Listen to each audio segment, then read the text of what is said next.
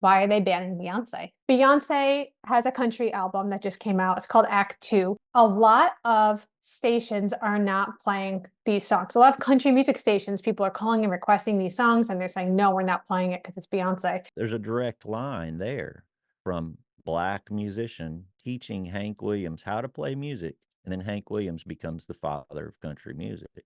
Bluegrass and country music are a direct derivative from African music that was brought over. Hi, I'm Danielle Romero. Thank you so much for being with me here on my channel where we talk about American identity and family stories and what does it mean to be an American. I live in Nashville, Tennessee. I'm originally from New York, but I've been here more than 10 years. So I think I can say maybe I'm a Nashvilleian now. I don't know. But I've been around a lot of country music, a lot of bluegrass music here. In fact, I did a video a couple days ago with president of the Melungeon Heritage Association in Tennessee, and we were talking about the origins of the banjo. A banjo is used a lot in Appalachian music, Appalachian culture, and she was saying that the roots of the banjo are from West Africa, which was something brand new to me. A comment on that video about the banjo saying, have you heard about the big controversy with Beyonce's new country album? I was like, no, I haven't. So I went and I checked it out. Beyonce has a country album that just came out. It's called Act Two. And apparently, a lot of stations are not playing these songs. A lot of country music stations, people are calling and requesting these songs, and they're saying, no, we're not playing it because it's Beyonce. So I was really curious to see what Beyonce's music sounds like. Now, I can't play it on here because YouTube will strike me to the moon and back if I try to do that. So go ahead and listen to it.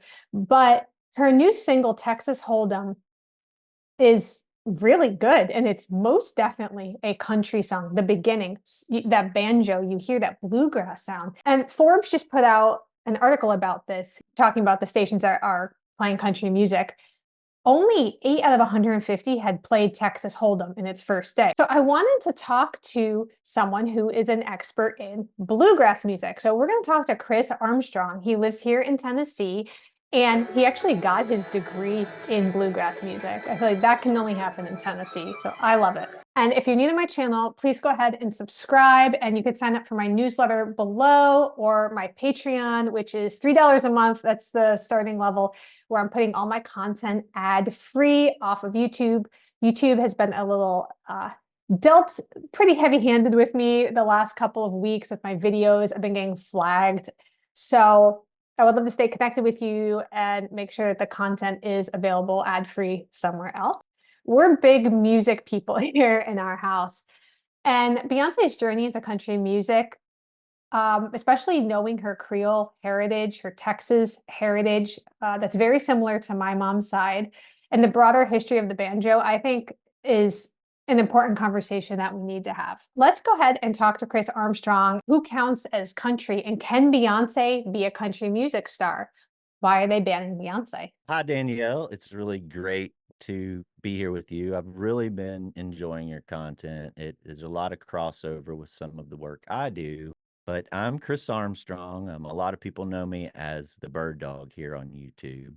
And I have a lot of videos about Civil War history and about relic hunting for Civil War artifacts. I also live in Tennessee. I'm in East Tennessee. I attended East Tennessee State University for a degree in bluegrass music.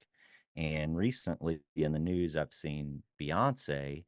There's been a little controversy over Beyonce and her entering into the country music sphere. And there's been actually some country music radio stations that have not been playing her music, which is beyond me. Who would not play Beyonce? I mean, you want to shoot yourself in the foot financially, socially, every which way you can shoot yourself in the foot is to go against Beyonce. I was lucky enough to attend East Tennessee State University for a 4-year bluegrass degree, which is sort of unique to our region in Appalachia. And East Tennessee State was the first university in the country to actually offer a 4-year bluegrass degree. So I was one of the first people to enter into that program and go through 4 years out there, and learned a whole lot about bluegrass, country, and old time music that that I didn't know previously. And controversy surrounding Beyonce right now is these music channels or radio stations, I should say,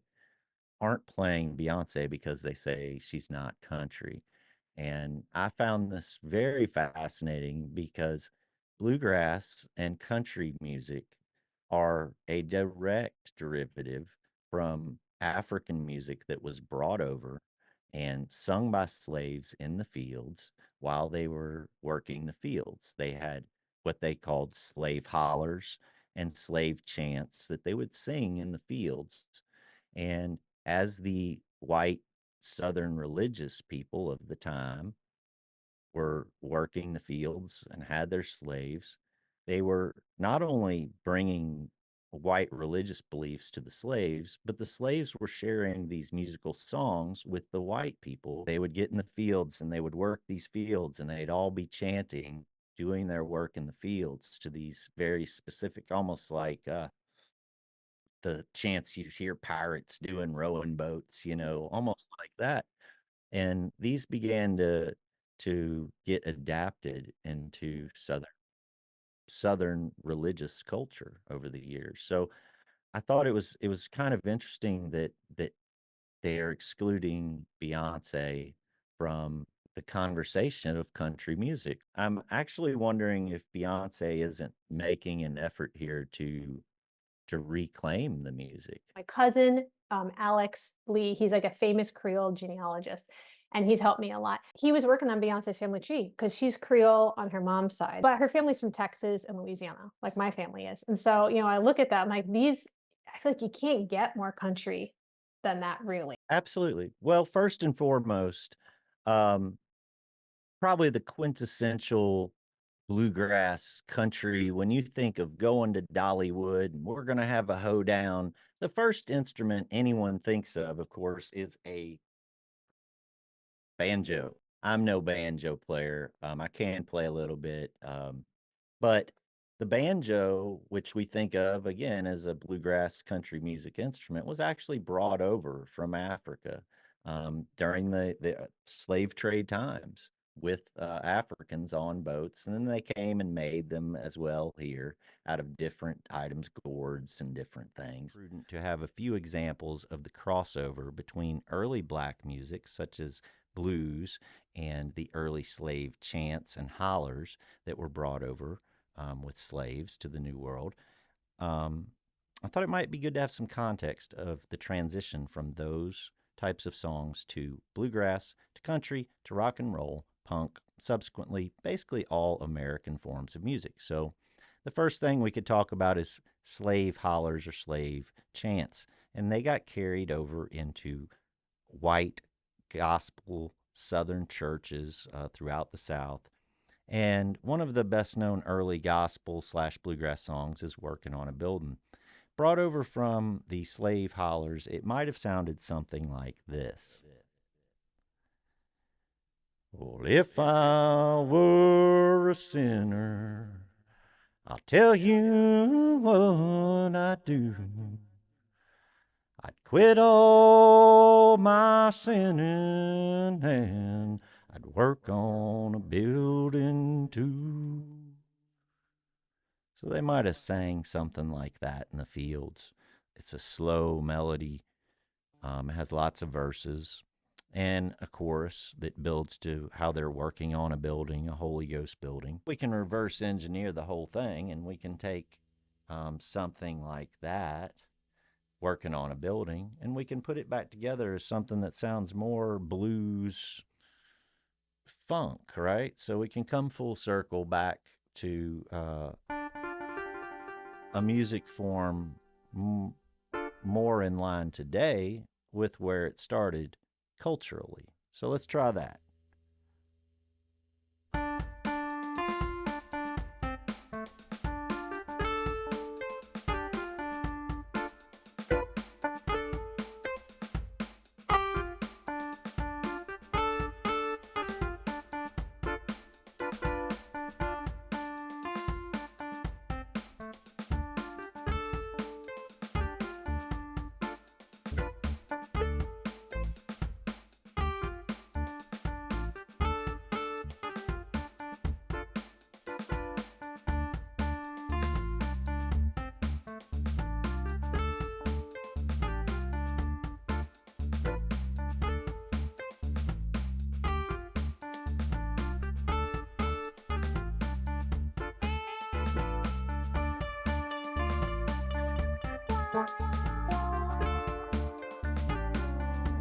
Later, as bluegrass musicians, quote unquote, because bluegrass wasn't a genre until the 30s when Bill Monroe came along. But as they adapted the banjo, they started to do different things with finger rolls. And so they adapted it to their musical style. There's a lot of crossover from Nigerian music as well. And you wouldn't think it, but a lot of the melodies in early gospel music are actually derived from Nigerian chants. I don't know if you've ever heard of religious shaped note singing.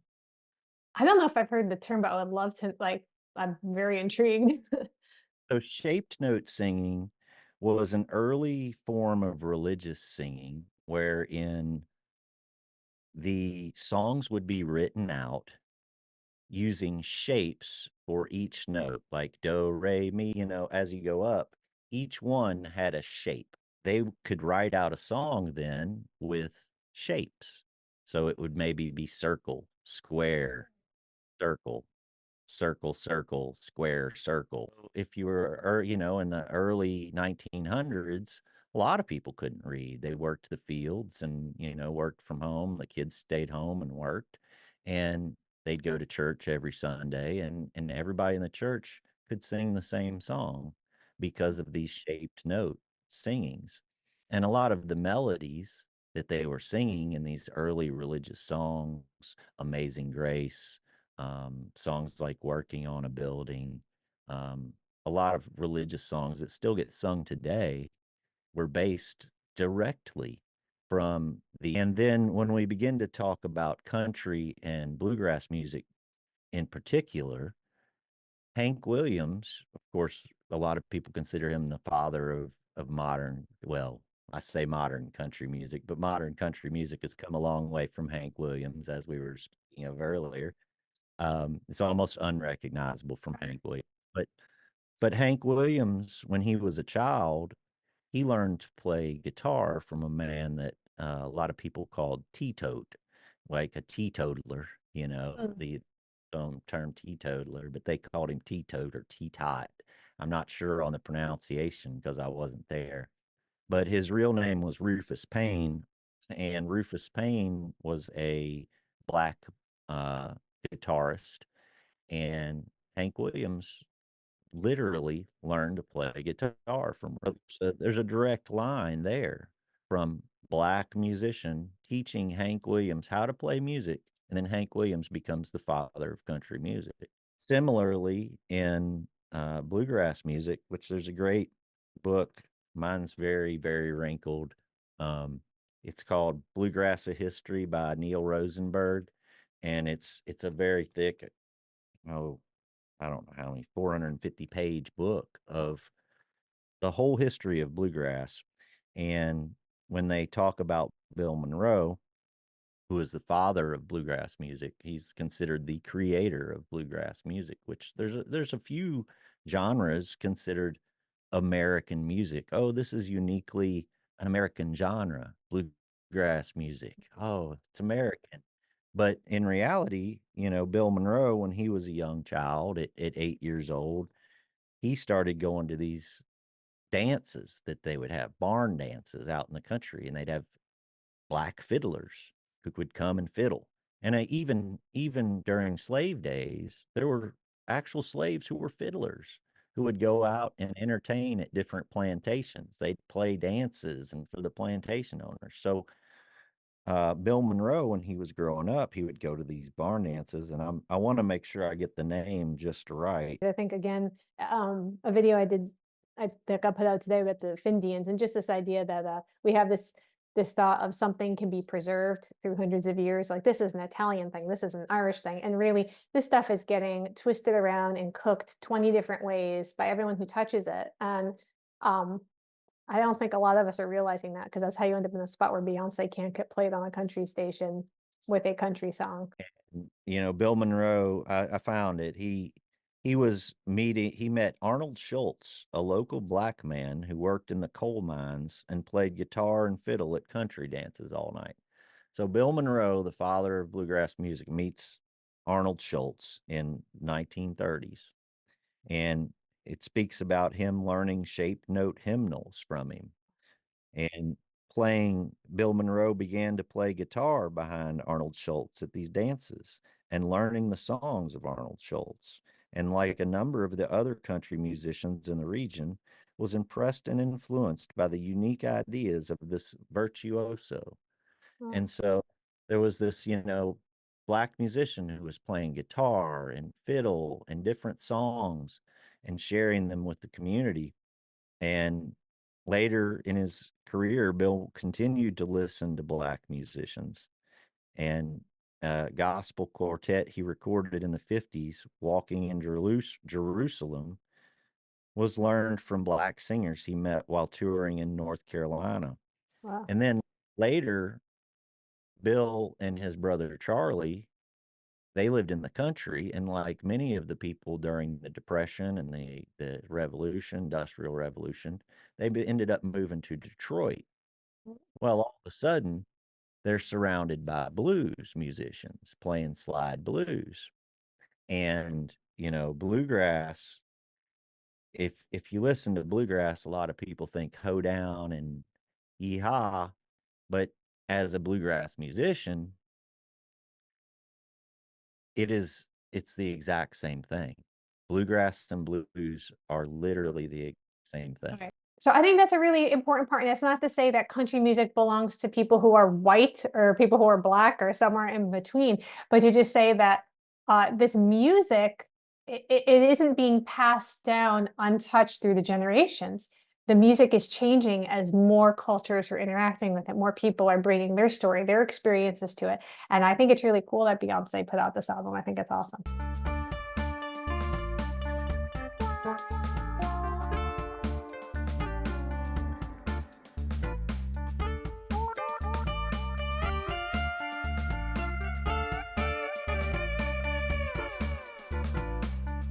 If I was a sinner, tell you what I do. I quit all my sin and work on a building too. Working on a building, working on a building, working on a building for my Lord. It's a Holy Ghost building, a Holy Ghost building, Holy Ghost building.